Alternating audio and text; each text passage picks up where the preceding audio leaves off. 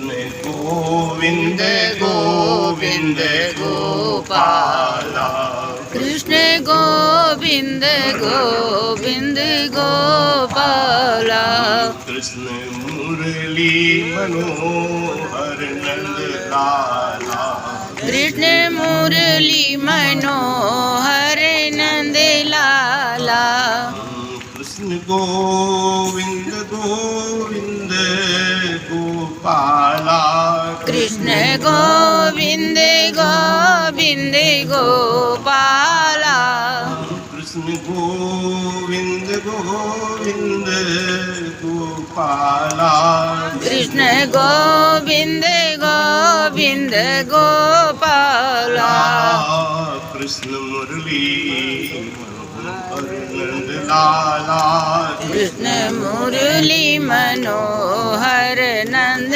लाला, कृष्ण मुरली मनोहर नंद लाला, कृष्ण मुरली मनोहर नंद लाला। भक्तवत्सल भगवान की जय। हमारे शास्त्रों ने मानव मात्र को उद्बोधित करते हुए सावधान किया है कि यावत् स्वस्थो हेम देहो यावन् मृत्युश्च दूरितः तावत् आत्महितं कुर्यात् प्राणान्ते किं करिष्यति। यस। जब तक ये शरीर हमारा साथ दे रहा है तब तक ही हम आत्म कल्याण के लिए प्रयत्न कर सकते हैं, पुरुषार्थ कर सकते हैं। प्राणांते किं करिष्यति, जब जीवन का उत्तरार्ध हमारे सामने होगा और उस समय हम कुछ करना भी चाहेंगे तो बहुत कठिन होगा। शास्त्र में गोस्वामी जी महाराज भी सावधान करते हुए लिखते हैं, आप सब बराबर सुनते रहते हैं कि ये ही तन कर फल विषय न भाई, स्वर्ग हो स्वल्प अंत दुखदाई, नर तन पाई विषय मन देही, पलट सुधाते सठ बिसलेही, ताहि कबहु भल कहे कि कोई गुंजा गई, परसमणि खोई। गोस्वामी जी महाराज सावधान करते हैं, ये उत्कृष्ट मानव शरीर जो हम आपको प्राप्त हुआ है ये जीव के अपने पुरुषार्थ का फल नहीं है, ये परमात्मा की कृपा का फल है। और गोस्वामी संकेत करते हैं, बड़े भाग मानुष तन पावा, सुर दुर्लभ। बोले ये जो मनुष्य शरीर मिला है वो सामान्य नहीं, वो परमात्मा की बड़ी कृपा से बड़े भाग मानुष तन पावा। और सुर दुर्लभ, ये देवताओं को भी दुर्लभ है।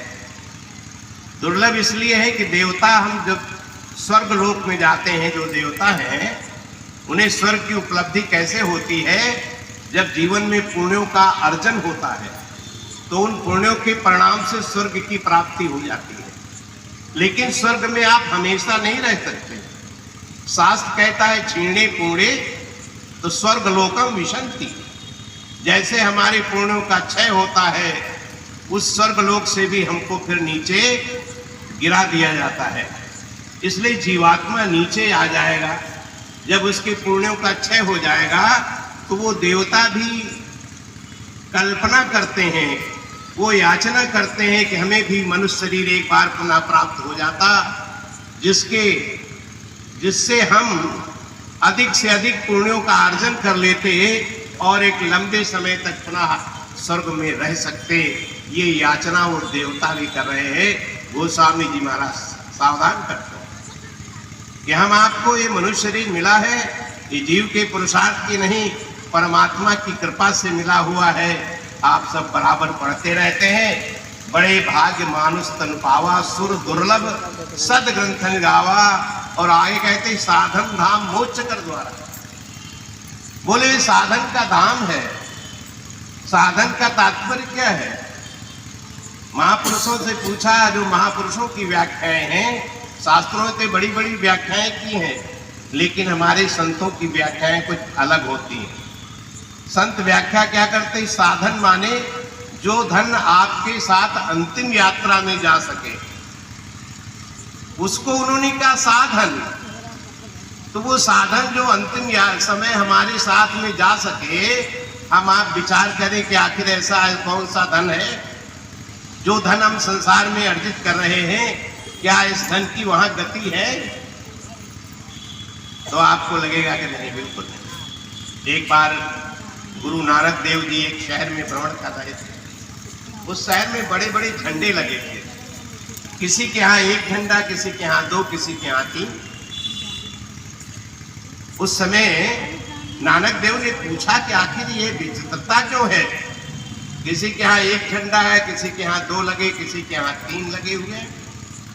बोले जिसके पास में 1 लाख रुपया है उसने 1 झंडा लगा रखा है, और जिसके पास 2 है उसने 2 लगा रखे हैं, और 3 वाले ने 3 लगा रखा है। बड़ी विचित्रता है। उन्हें बड़ा आश्चर्य हुआ। बोले अच्छा, जो 3 वाला है उसको आप हमारे यहाँ बुलाइएगा, मैं उससे जरा इसका रहस्य जानना चाहूँगा। इसका रहस्य क्या है? तो वह जो 3 वाला व्यक्ति आया, उसने बड़े गर्व के साथ कहा, महाराज जी मैं नगर सेठ हूँ, तभी तो हमने 3 झंडे लगा रखे। हमारे बराबरी का कोई सेठ शहर में नहीं है, मैं अकेला सेठ हूँ जिसने 3 झंडे लगे हैं। पूरे शहर में आप देख सकते हैं, कहीं भी आपको 3 झंडे नहीं मिले। नानक देव ने, संत तो संत होते, उन्होंने कहा अच्छा ये तो बहुत बड़ी बात है, बड़ी प्रसन्नता की बात है, हम आपका तो स्वागत करते हैं। मेरा एक छोटा सा कार्य है, क्या आप कर सकते हैं? बोले महाराज जी आप तो संत हैं, आप आदेश करें। मैं क्यों नहीं करूंगा।